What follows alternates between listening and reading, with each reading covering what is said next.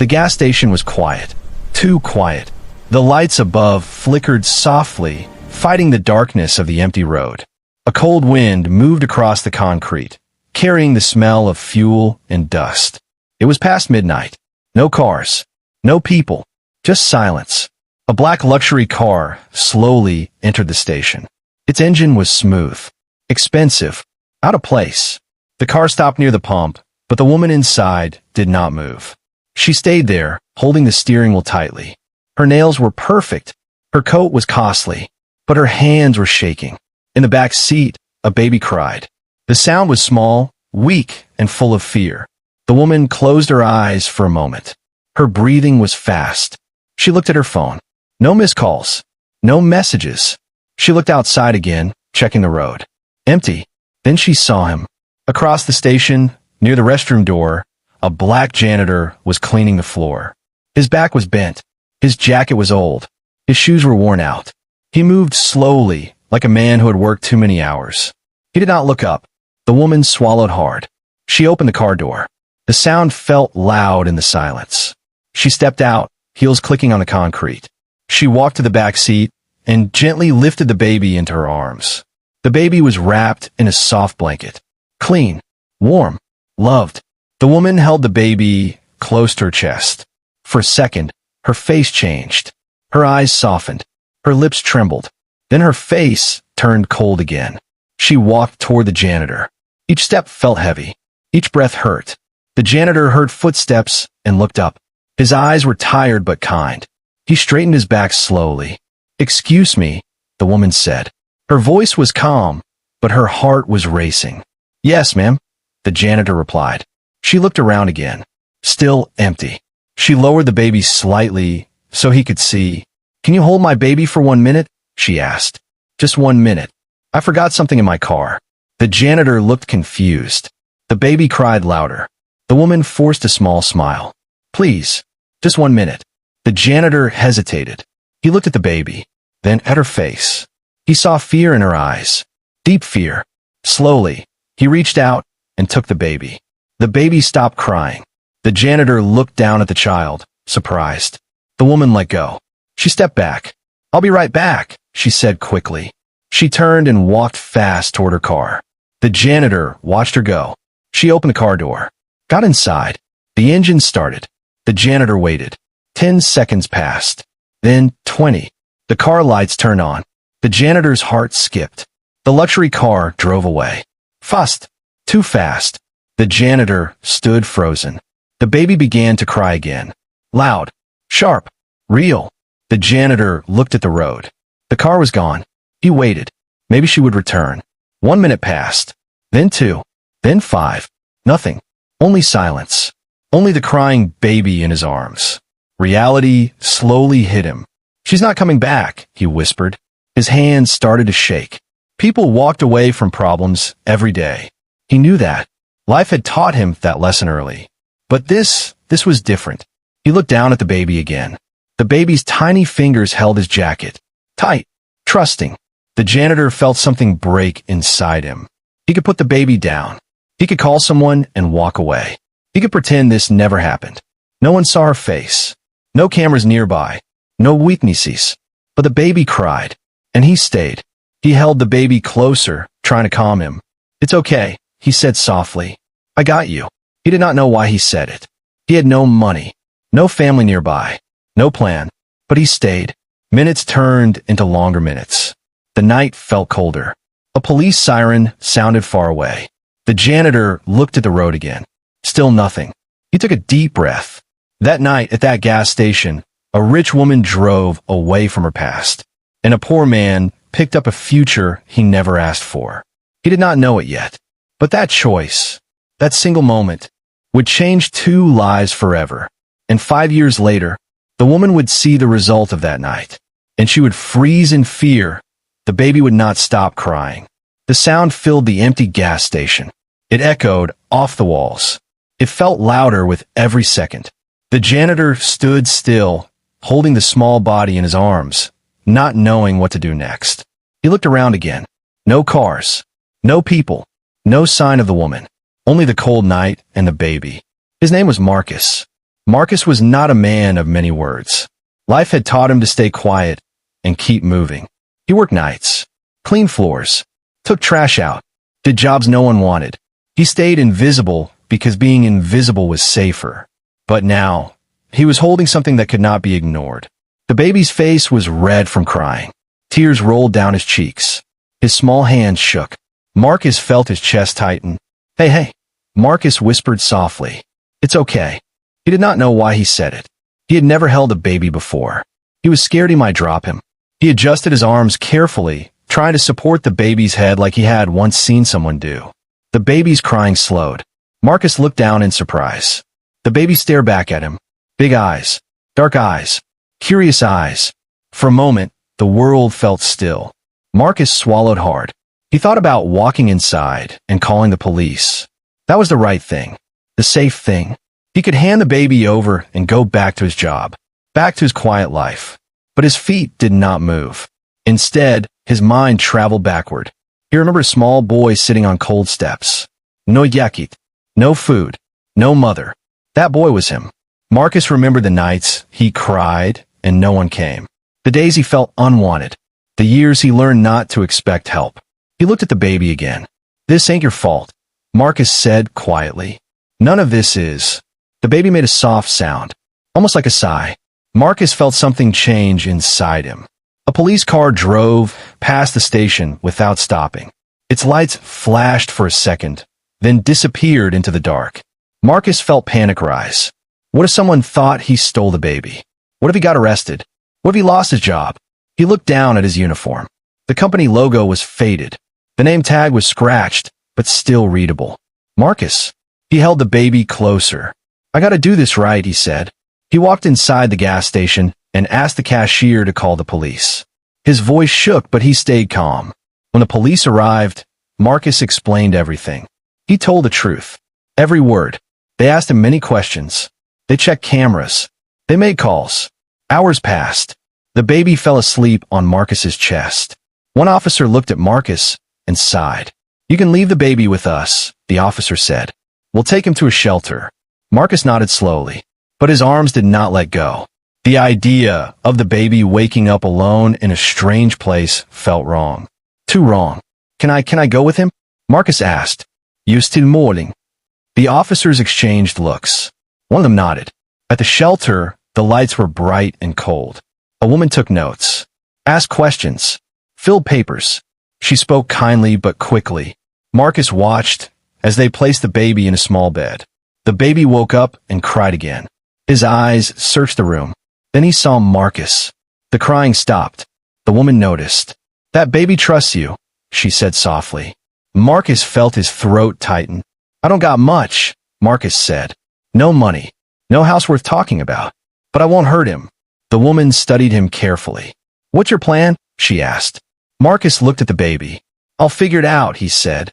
I always do. That night, Marcus did not sleep. He sat in a chair beside the baby's bed, watching his chest rise and fall. Every breath felt like a promise. A promise Marcus did not know how to keep, but was ready to try. Outside, the city moved on. People slept. People dreamed. People forgot. But Marcus stayed awake, because somewhere in that quiet room, a choice was being made. Not with words, not with papers, but with heart. Marcus did not know it yet. But by sunrise, he would no longer be just a janitor. He would be something else, something heavier, something permanent. And the baby would never be alone again. Life did not become easier. It became heavier. The baby grew, and so did the weight on Marcus's shoulders. Marcus named the boy Eli. It was a simple name. Strong. Easy to say. Marcus wanted the boy to grow up strong, even if life was not. 5 years passed. Marcus still worked as a janitor. Still cleaned floors. Still worked nights. But now, every morning, someone waited for him at home. A small apartment. 1 bedroom. Old furniture.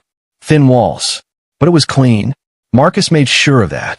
Eli woke up early every day. He liked to sit by the window and watch cars pass by. He asked questions about everything. Why the sky blue? Why people rush? Why you tired, Dad? The word Dad always stopped Marcus. He never corrected Eli. He never asked him to stop. Instead, Marcus smiled and said, Work makes me tired, champ. Money was always short. Some nights, Marcus ate less so Eli could eat more. He fixed broken shoes with glue. He learned to cook simple meals. Rice, eggs, soup. Love filled the space where money did not reach. Marcus taught Eli to say please, to say thank you, to look people in the eye. Respect is free, Marcus always said, but it's worth more than gold. Not everyone was kind. At school, some kids laughed at Eli's clothes. Some parents stared at Marcus when he picked Eli up. A black janitor, old uniform, raising a child alone. People judged without asking. Marcus felt it, but he stood tall. One day, Eli came home quiet. Too quiet. Marcus noticed. What happened? He asked gently. Eli looked down. They said you're not my real dad, Eli whispered. They said real dads got big houses. Marcus felt a deep pain in his chest. He knelt down in front of Eli. Listen to me, Marcus said slowly. Real dads don't leave. Real dads stay. Eli looked into his eyes. You stay? Eli asked. Always, Marcus said. That night, Marcus cried alone in the kitchen. Not because he was weak, but because he cared too much. Years passed like that. Hard, quiet, honest. Marcus took a second job on weekends. Cleaned offices, washed windows. His hands became rough. His back hurt often, but he never complained. Eli grew kind. He shared his lunch, helped classmates, held doors open. Teachers noticed. He's a good boy, they told Marcus. Marcus smiled proudly, but deep inside, fear lived. Fear that the past would return. Fear that someone would take Eli away. Fear that he was not enough. Marcus kept every paper, every record, every note from the shelter. He stayed ready. 5 years after that night, fate moved again. Eli got sick. High fever, weak body, hospital lights, long hours. Marcus sat by Eli's bed, holding his hand. I'm scotted, Eli vispedit. I'm here, Marcus said. Doctors talked. Bills came. Numbers Marcus could not understand. But Marcus stayed. He always stayed. Eli got better. Life went back to normal. Or so it seemed. One afternoon, Marcus stopped at a gas station on the way home from work. Not the same one. Or so he thought. Eli sat in the back seat, humming softly. Marcus looked up. The lights. The layout. The old sign. His heart stopped. It was the same gas station. The same place where everything began. Marcus froze for a moment. Eli looked out the window. Dad, Eli said, this place feels strange. Marcus swallowed hard. Yeah, he said quietly. It does. Inside the station, someone else was stopping for gas. A luxury car. New. Shiny. Familiar. A woman stepped out. Well-dressed. Confident. Cold eyes. Marcus did not see her face yet, but something in his chest tightened. The past had found them, and it was not done. The woman had everything. At least, that's what people believed. Big house. Glass walls. Security at the gate. A car worth more than most homes. Her name was Catherine. She was known as strong, smart, untouchable. A woman who built her fortune with sharp decisions and cold focus. Magazines praised her. People feared her. But every night, when the lights went out, Catherine faced something no money could fix. Silence. She stood in front of her bedroom window, holding a glass of wine she never finished. The city lights below looked small, weak, like they could disappear at any moment. 5 years had passed. 5 years since that night. She never talked about it, never wrote it down, never said the word baby out loud. But her mind remembered. Every detail. The sound of crying. The feel of small weight leaving her arms. The janitor's eyes. Those eyes followed her. In dreams. In reflections. In moments when she was alone. Sometimes she woke up sweating, heart racing, convinced she heard a baby crying somewhere in the house. She would walk room to room, checking shadows, only to find nothing. Just guilt. Catherine told herself she had no choice. Her life was falling apart back then. Pressure. Threats. A future she could not control. A baby did not fit into her plans. That's what she told herself. Over and over. Still, the truth stayed. She left her child with a stranger. A poor man. A janitor. She pushed the thought away and focused on work. Meetings. Deals. Numbers. Control. Power. But guilt is patient. It waits. One afternoon, Catherine had a meeting in a nearby town. She drove herself. She liked control. No drivers. No questions. The road stretched long and empty. Her fuel warning light turned on.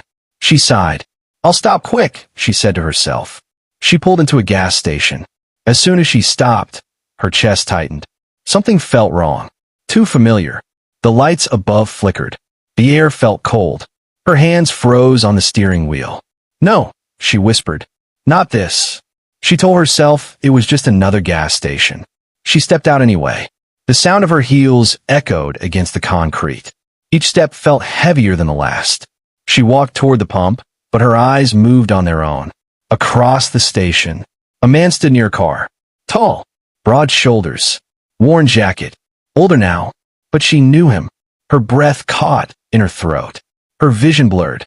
It was the janitor, the man from that night. He looked different, stronger, tired in a deeper way, like someone who carried responsibility, not just work. And then she saw the boy, standing near him, holding his hand. The boy laughed. That sound hit Catherine like a punch. Her knees felt weak. The boy looked about 5 years old. Healthy, clean, bright eyes. Her heart began to pound. "No," she whispered again. "This can't be real." The boy looked up at the man and said something. Catherine could not hear it, but the man smiled. Not a fake smile, a real one. Warm. The boy hugged his leg. Catherine felt her chest break open. That hug should have been hers. She felt anger rise, then shame, then fear. What if he recognized her? What if he said her name? What if the boy knew? She stepped back slowly. Her hand trembled as she reached for her phone. She wanted to leave. Right now. Like before. But her feet would not move. The boy turned. For a second, their eyes met. The world stopped. The boy stared at her with curiosity. No fear. No hurt. Just innocence. Catherine felt dizzy. Her mind screamed. Run. Hide. Drive away. But her heart whispered something else. Look at what you left. Marcus felt it too. That strange pull. He turned and saw her. His face went still. Time folded in on itself. 5 years disappeared. The gas station felt small again. The air grew heavy. Catherine froze. She could not move, could not breathe, could not speak. The past stood in front of her, alive, and it was looking back. The air between them felt heavy. Marcus stood still, his hand resting on the roof of his old car. His heart beat hard, slow, and loud. He had imagined this moment many times. But now that it was real, his mind went empty. Catherine could not move. Her heels felt stuck to the ground. Her throat was dry. The world around her faded until there was only him. And the boy. Eli looked between the two adults. He sensed something strange. Something serious. "Dad," Eli said softly. "Who is that lady?" The word "dad" hit Catherine like a knife. Marcus cleared his throat. "She's just someone passing by," he said. Catherine's eyes filled with tears. Someone passing by. That's all she was now. She forced herself to speak. "You," she said quietly, her voice shaking. I remember you." Marcus nodded once. "I remember you too," he replied. No anger in his voice. No warmth either. Just truth. Eli held Marcus's hand tighter. Catherine noticed. That small action broke something inside her. You kept him," she said. "You didn't leave." Marcus looked at her directly now. "I don't walk away from children," he said. Silence followed. Cars passed on the road nearby, but none stopped. The world kept moving, unaware of the storm, standing still at that gas station. Catherine took a step closer. "I was young," she said quickly. "I was scared. My life was falling apart." Marcus did not respond. I thought someone else could give him more," she continued. "More than I could at the time." Marcus looked down at Eli. "Did you?" he asked quietly. Catherine opened her mouth. No words came out. Eli looked up at her. "Are you okay?" Eli asked kindly. "You look sad." Her knees almost gave out. I'm fine," she whispered. She crouched slightly, trying to see his face better. His smile. His eyes. His nose. Everything was familiar. Too familiar. She noticed the small mark near his ear. The same one. Her breath caught. "That mark," she whispered. Marcus stiffened. He stepped slightly in front of Eli. "That's enough," he said calmly. "You should go." Catherine looked up at him, shocked. You don't understand, she said. He's mine. She stopped herself. Marcus's eyes hardened. Finish that sentence, he said. She couldn't. Not here. Not now. Not in front of the boy. Tears rolled down her face. I've thought about him every day, she said softly. Every single day. Marcus exhaled slowly. I stayed with him every day, he replied. That's the difference. Ele tuge on Marcus's sleeve. Dad, he said. Is she mad at us? Marcus knelt beside him. No, champ, he said gently. She's just having a hard day. Ele nodded. Okay, he said. Catherine watched the way Marcus spoke to him. Calm, gentle, patient, like a real father. Something she had never been. She stood up slowly. I have money, she said suddenly. A lot of it. Marcus looked at her, unreadable. I can help, she continued quickly. Schools, doctors, a better life. I can give him everything. Marcus stood tall. He already has everything, he said. Catherine shook her head.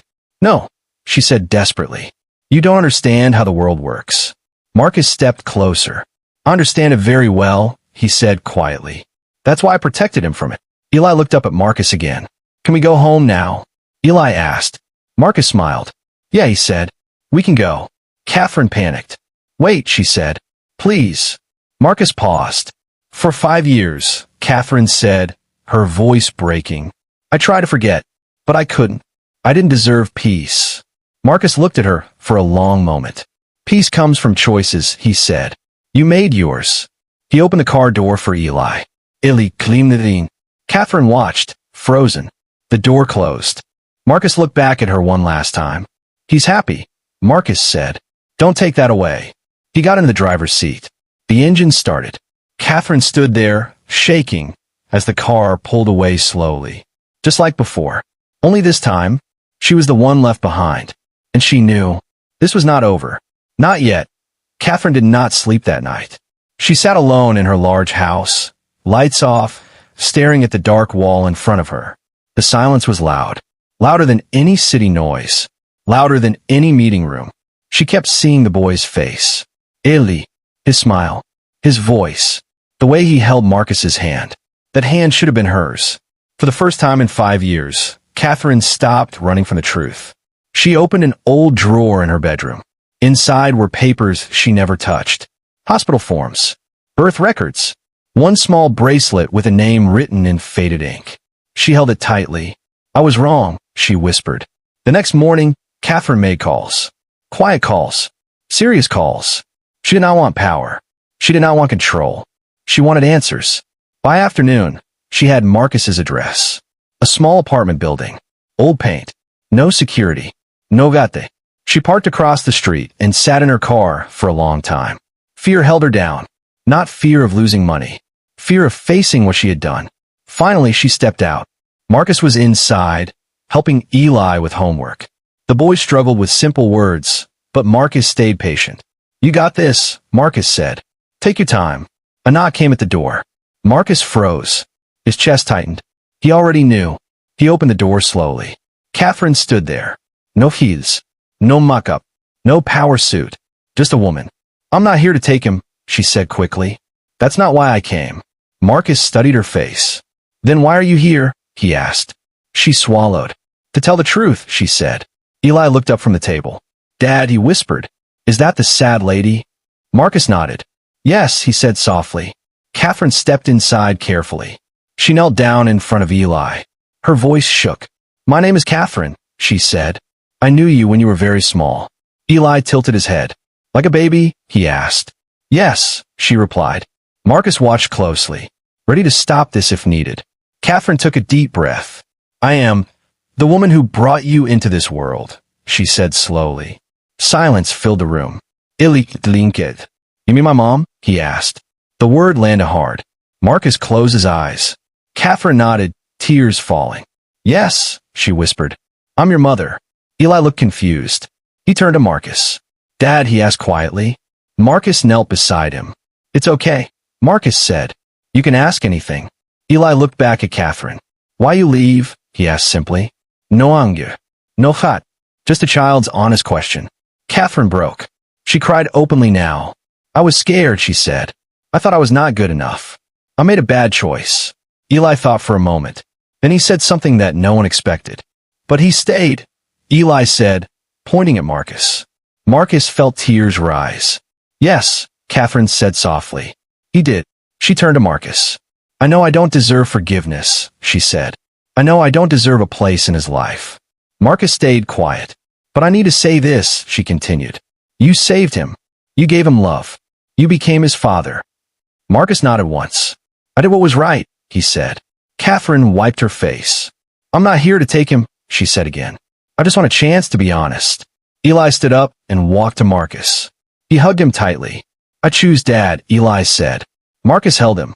Catherine smiled through tears. I understand, she said. But then she added quietly, if one day he wants to know me, I will be here. Marcus looked at her. This was the real test. Not money, not power, but humility. He nodded slowly. We'll see, he said. What matters is him. Catherine stood up. She felt lighter. Not forgiven, but honest. As she walked out, she looked back one last time. Marcus and Eli sat together at the table, laughing, safe, loved. Catherine stepped outside into the sunlight. For the first time in 5 years, she felt the weight shift. The final choice was coming, and it would belong to the child. Time moved forward, slowly, carefully. Nothing changed overnight, and that was okay. Eli stayed with Marcus. Every morning, Marcus made breakfast. Eggs, toast, sometimes just cereal. Eli talked about school, about friends, about dreams. Marcus listened like it mattered, because it did. Catherine did not disappear. She stayed far, respectful, quiet. No surprise visits, no pressure, no lawyers, just patience. Once a month, Marcus received a letter. Short, simple. I hope he is happy. Catherine. Marcus never showed the letters to Eli. Not yet. He waited for the right time. One evening, Eli asked a question Marcus knew would come one day. Dad, Eli said, sitting beside him. Why have two people who care about me? Marcus paused. He took a breath. Because life is strange, Marcus said gently. Sometimes people make mistakes. Sometimes other people fix them. Eli thought about that. Can people change? Eli asked. Marcus smiled. Yes, he said, if they are brave enough. Months passed. Eli grew taller, smarter. Kinda. At school, he won an award for kindness. Marcus stood in the back, clapping quietly, tears in his eyes. That night, Eli hugged Marcus tightly. You proud of me? Eli asked. Always, Marcus said. No matter what. One day, Eli found one of the letters. He did not read it. He just held it. That from her? He asked. Marcus nodded. Eli was quiet for a long time. I want to meet her, Eli said finally. Just once. Marcus felt fear rise, but he pushed it down. This is your choice, Marcus said. I'll be with you. They met at a park. Open space. Sunlight. No pressure. Catherine stood near a bench. Nervous. Eli walked slowly toward her. She knelt down. Hi, she said softly. Eli Raplia. They sat. They talked about simple things. School. Drawing. Favorite food. No big words. No excuses. At the end, Eli hugged her. Just once. Then he walked back to Marcus. I'm ready to go home, Eli said. Catherine smiled. Thank you, she whispered to Marcus. Marcus nodded. That was all. Years later, Eli stood on a stage, graduating. Marcus sat in the front row. Catherine sat quietly in the back. Eli looked at Marcus first. Always Marcus. In his speech, Eli said something that made the room silent. I learned that family is not about who gives you life, Eli said. It's about who stays when life gets hard. People cried. Marcus lowered his head. Catherine closed her eyes. After the ceremony, Eli walked to Marcus. You're my father, Eli said clearly. You raised me. Marcus hugged him. Tight. Strong. Catherine watched. She understood now. She had money, power, comfort. But Marcus had done something greater. He stayed. Years later, Marcus passed away peacefully. Eli held his hand until the end. At the funeral, Catherine stood beside Eli. I owe him everything, she said softly. Eli nodded. So do I, he replied. Eli later built a life of his own. Not rich in money, but rich in heart. He became the kind of man who stayed, just like Marcus. And the world learned something that day, that the richest man is not the one with the most money, but the one who never walks away. Money can buy comfort, but only love can build a home.